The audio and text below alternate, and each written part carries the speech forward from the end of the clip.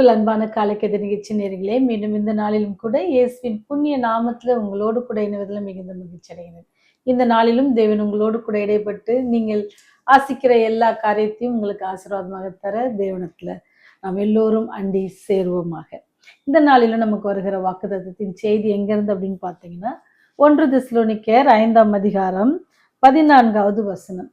மேலும் சகோதரரே, நாங்கள் உங்களுக்கு போதிக்கிறது என்னவென்றால், ஒழுங்கில்லாதவர்களுக்கு புத்தி சொல்லுங்கள், திறனற்றவர்களை தேற்றுங்கள், பலவீனரை தாங்குங்கள், எல்லா இடத்திலும் நீடிய சாந்தமாயிருங்கள் அப்படின்னு சொல்லி சொல்லப்பட்டிருக்குது. நம்ம எல்லா இடத்துல எப்படி இருக்கணும் அப்படின்னு சொல்லப்படுச்சுன்னா சாந்தம் உள்ளவர்களாக இருக்கணும். ஆனால் அதுக்கு ஃபர்ஸ்ட் காரியம் என்ன செய்யணும்னா, ஒழுக்கம் இல்லாதவர்கள், அது ஒழுங்கு இல்லாதவர்களுக்கு என்ன செய்யணுமா, நம்ம புத்தி சொல்லணும் அப்படின்னு சொல்லி சொல்லப்படுகிறது. இங்கே பார்த்தீங்கன்னு சொன்னால், 2ஆம் உலகப் போரில் என்ன செஞ்சேன்னா, அந்த யுத்தத்தில் ஜெர்மன் நாடு என்ன செஞ்சுன்னா, ஹிட்லரின் ரீச் என்ற கட்சியில் ஆளப்பட்டது. அப்போ அவங்க என்ன ஒரு முடிவு சொல்கிறாங்க அப்படின்னு சொன்னால், குஷ்டரோகிகள், கொடூர வியாதிகளில் இருக்கிறவங்க, நோயாளிகள், பரம ஏழைகள், மனநோயாளிகள், இவங்கெல்லாம் என்னன்னு சொன்னால் நாட்டிற்கு என்னது அவங்களால எந்த பயனும் கிடையாது. அவங்களுக்கு என்ன, அவங்க நாட்டுக்கு தீங்கு விளைவிக்கிறவங்களாகவும் நாட்டுக்கு நஷ்டம் விளைவிக்கிறவங்களாகவும் தான் இருக்கிறாங்க. அதனால என்ன செய்யணும்னு சொன்னால், அவங்க எல்லாரையும் என்ன செய்யணும், நம்ம கொல்லணும் அப்படின்னு சொல்லி அவங்க தீர்மானிக்கிறாங்க. அப்போ ஹிட்லர் கட்டளை இப்படி ஒரு பிறப்பிக்கப்பட்டது. அப்போ அந்த டைமில் என்ன செஞ்சாங்கன்னு சொன்னால், அதிகாரிகள் ஜெர்மன் நாட்டில் உள்ள அனைத்து மருத்துவமனைகளையும் என்ன செஞ்சாங்கன்னு சொன்னால் சோதனையிட்டாங்களாம்.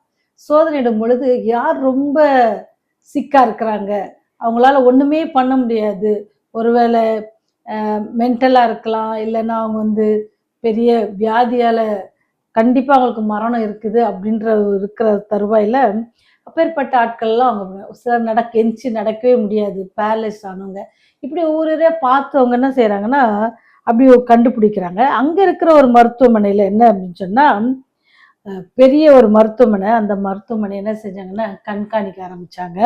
அப்படி கண்காணித்து அவங்க என்ன செய்கிறாங்கன்னா, அந்த மருத்துவமனைக்குள்ளே போய் ஒவ்வொரு பேஷண்ட்டாக பார்க்குறாங்க. அப்படி பார்த்துட்டு சொல்கிறாங்க, அந்த மருத்துவரை கூப்பிட்டு, அந்த மருத்துவர் அவங்களுக்கு ஒரு போதகர் மாதிரி அவர் என்ன செய்கிறாரு, கூப்பிட்டு அவங்கள கேட்குறாங்க, இவங்கெல்லாம் எப்படி, இவங்களெல்லாம் நீங்கள் எவ்வளோ நாள் வச்சுருப்பீங்க, இவங்கெல்லாம் ஒன்றுத்துக்குமே உதவாதவங்க, இவங்களை என்ன செய்யணும் அப்படின்னு சொன்னால், நீங்கள் ஒரு விஷ வாயுவை வச்சு என்ன செய்யணும், இவங்கள சாகடிக்கணும் அப்படின்னு சொல்லி அவங்க அப்படி சொல்கிறாங்களாம். அந்த மருத்துவர் ஓன் அவர் பேர். அதை கேட்டு அவருக்கு ரொம்ப வருத்தமாயிருச்சான். அவர் சொல்கிறாரா, நான் இந்த காரியத்தை மட்டும் நானே செய்ய மாட்டேன், வேணும்னா நீங்கள் எனக்கு என்ன செய்யுங்க, கொண்டு போய் எங்கே நீங்கள் சாகடிக்கணும்னு நினைக்கிறீங்க என்ன செய்யுங்க, அங்கே என்னை நீங்கள் கொடுமைப்படுத்தி எப்படி வேணாலும் நீங்கள் என்ன சாகடிங்க, ஆனால் நான் இவங்களை என்ன செய்ய மாட்டேன், சாகடிப்பதற்கு நான் செய்ய மாட்டேன், அப்படி செய்யவும் விட மாட்டேன். ஏன்னு சொன்னால் இவங்க யார், கடவுளால் நேசிக்கப்படுறவங்க, அதை தான் நான் கற்றிருக்கிறேன், அதை தான் என்னுடைய வேதம் சொல்லுது, நான் அது வேதத்துக்கு தான் கீழ்ப்படிவேன், நீங்கள் மிரட்டுறதுக்கெலாம் நான் என்ன செய்ய மாட்டேன், கண்டிப்பாக நான் கீழ்ப்படிய மாட்டேன் அப்படின்னு சொல்லி டாக்டர் ஓன் சொல்கிறாராம். அப்படி சொன்ன உடனே அவர் ரொம்ப திட்டவட்டமாக கூறினாராம். பாருங்க, விஷ வாயுவை வச்சு கொல்ல சொன்னாங்க, அவர் நினச்சிருந்தா என்ன செஞ்சுருக்கலாம், கண்டிப்பாக செஞ்சிருக்கக்கூடாது, ஏன்னா எல்லாம் அவர் கையில் தான் இருக்குது. ஆனால் அந்த மருத்துவர் எவ்வளோ கடவுள் மேல் எவ்வளோ பிரியம் இருந்துச்சுன்னா, அவர் எல்லாரையும் எப்படி பார்க்குறாருன்னா கடவுளுடைய பிள்ளைகளாக பார்க்குறாரு. அவர் சொல்கிறார், அவங்க வியாதியாக இருந்தாலும் அவங்க யார், ஆண்டவருடைய பிள்ளைகள், ஆண்டவர் அவர்களை நேசிக்கிறாங்க அப்படின்னு சொல்லி சொல்கிறாங்களாம். பெரிய அதிகாரம், பெரிய சட்டம் எதுவாக இருந்தாலும் கூட அவங்க என்ன செஞ்சாங்கன்னு சொன்னால், அந்த மருத்துவர் மூன் என்ன செய்கிறாரு, கடவுளுக்கு பயந்தார். அது அப்போ ஒழுங்கில்லாதவர்களுக்கு என்ன செய்கிறாரு, புத்தி சொல்கிறாரு. என்ன புத்தி சொல்கிறாரு, ஆண்டவர் அவங்கள நேசிக்கிறாங்க, நீங்கள் எப்படி அவங்கள கொல்லலாம், ஆண்டவர் அவங்களுக்கு ஜீவனை கொடுத்துருக்குறாங்க, அந்த ஜீவனை எடுப்பதற்கு உங்களுக்கு அதிகாரம் இல்லை அப்படின்னு சொல்லி அவங்களுக்கு ஒழுங்காக வாழ்வதற்கு புத்தி சொல்கிறாரு. அப்படிதாங்க சில நேரத்தில் கூட வேதாமத்தில் பார்த்தீங்கன்னு சொன்னால், அதிகாரிகளுக்கோ தலைவர்களுக்கோ நம்ம பயப்பட, வேதம் சொல்லுது நம்முடைய மேல் அதிகாரிகளுக்கு நம்ம பயப்படணும்னு. ஆனாலும் அந்த பயம் எப்படி இருக்கணுமா, தேவனுடைய நீதிக்கு புறம்பாக இருக்குன்னு சொன்னால் நம்ம பயப்பட தேவையில்ல. ஏன்னு சொன்னா நேபுகாத் நேச்சர் வந்து பெரிய அரசர். அவர் கீழே வேலை செய்கிற அடிமைகளாக கொண்டு வரப்பட்ட ஷாத்ராக், மேஷக், அபேத்நேகோ என்ன செய்றாங்க? அவங்க சிலையை வணங்க சொன்னபோது வணங்கல. ஏன்னு சொன்னா அவங்க படித்த படிப்பினை எப்படி? என்ன என்று உனக்கு வேறே தேவர்கள் உண்டாயிருக்க வேண்டாம். ஒழுங்கு இல்லாதவர்களுக்கு என்ன செய்யணும்? நம்ம ஒழுங்கை கற்றுத்தரணும் அப்படின்னு சொல்லி அவங்க ரொம்ப ஸ்ட்ராங்கா இருந்தாங்க. அவங்களுக்கு சான்ஸ் கொடுக்கப்பட்ட பொழுது கூட அவங்க என்ன செஞ்சாங்க? இல்ல, இல்ல. வேண்டாம், வேண்டாம். நீங்க சான்ஸே எங்களுக்கு தர வேண்டாம். நீங்க என்ன செய்யுங்க, நீங்க எத்தனை தடவ வாத்தியத்த ரொம்ப நேரம் வாசித்தாலும் கூட நாங்க என்ன செய்ய மாட்டோம்? வணங்க மாட்டோம் அப்படின்னு சொல்லி எவ்வளோ ஸ்ட்ராங்கா இருந்தாங்க. அதே போல தாங்க நம்ம என்ன செய்யணும்னா, நம்ம கீழ்ப்படி புத்தி ஒழுங்கில்லாதவர்களுக்கு நம்ம புத்தி சொல்லித்தர கடமை யாருக்கு இருக்கு? நமக்கு இருக்கு. அதனால தான் ஆண்டவர் என்ன செஞ்சாங்க, ரொம்ப ஸ்ட்ராங்கா இருந்தபோது ஆண்டவரே நேரடியா வந்து என்ன செய்றாரு? அவங்கள விடுவிக்கிறார். எப்பேற்பட்ட தண்டனையா இருந்தாலும் அவர் நம்மை விடுவிக்க வல்லவரா இருக்கிறார். அந்த தைரியம் நமக்கு கண்டிப்பா வேணும். அது மாத்திரம் இல்லபடிக்கு என்ன அப்படின்னு சொன்னா, அவங்கள மாத்திரம் காப்பாற்றல. என்னது? ரொம்ப ப்ரைடா இருந்த அந்த கிங்கு கூட என்ன செஞ்சாங்க? மனம் மாறி அந்த ஊர் எல்லார்ட்டையும் சொல்றாங்க, இவர் தான் என்னது? ஜீவனுள்ள தேவன். இவரையே தொழுது கொள்ளுங்கள் அப்படின்னு சொல்ற அளவுக்கு ஆண்டவர் நடத்துவாங்க. அதனால இந்த மாதிரி நம்ம வாழ்கிற நாட்கள்ல, இன்னும் வரப்போகிற நாட்கள்ல கிறிஸ்தவர்களுக்கு அநேக பிரச்சனைகள் இந்த மாதிரிலாம் குடுப்பாங்க. அதன் மத்தியில நம்ம எப்படி இருக்கணுமா? ஸ்ட்ராங்கா இருக்கணும்.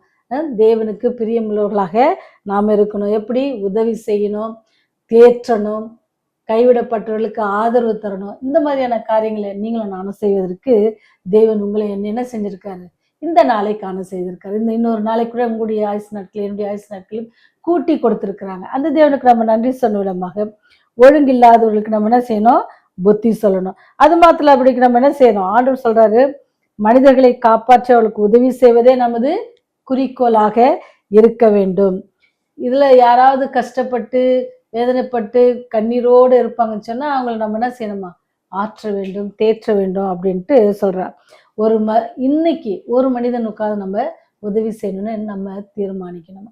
அப்படி நம்ம தீர்மானிப்போம்னு சொன்னா இந்த நாள் எப்படி இருக்கும்? ரொம்ப மன மகிழ்ச்சியான நாளா இருக்கும். அந்த மன மகிழ்ச்சி நாளை நம்ம துவங்குவதற்கு ஆண்டவரை நோக்கி ஜெபம் செய்வோமா? ஜெபம் செய்வோம். கிருபையின் தேவனே, மனிதர்களை நேசிக்கத்தக்கதான ஒரு பெரிய கிருபையை எங்களுக்கு தாங்க சாமி. அதற்கான மன வாஞ்சியை கட்டளையிடுங்க ராஜா. நாங்கள் உதவி செய்கிற மக்களாக இருக்க கிருபை செய்யுங்க. ஒழுங்கில்லாதவர்களுக்கு புத்தி சொல்லுவதற்கான ஞானத்தை எங்களுக்கு தாங்க. நாங்கள் பாவிகள் கர்த்தாவே, நாங்களும் அநேக வேளையில் அநேக தவறுகளை செய்து விடுகிறோம் கர்த்தாவே. எங்கள் தவறுகளை தயவாய் மன்னித்தள்ளுங்க. நாங்கள் அதை திருத்தி கொண்டு நல்வழியாக ஜீவிக்கவும் உடைய நாமத்திற்கு மகிமை உள்ள பிள்ளைகளாக ஜீவிக்கவும் எங்களுக்கு உதவி செய்யுங்க. பாவிகளாக எங்கள் மேல் கிருபையாயிருங்க. உடைய ராஜ்யம் வரும் பொழுது ஆண்டவரே, உடைய ராஜ்யத்தில் நாங்கள் பிரவேசிக்கத்தக்கதான பெரிய ஸ்லாக்கியத்தை எங்களுக்கு நீர் தர வேண்டுமா? இயேசுவின் நாமத்துல தாழ்மையோடு கேட்டுக்கொள்கிறோம் ஜீவனுள்ள பரலோக பிதாவே. ஆமென், ஆமென்.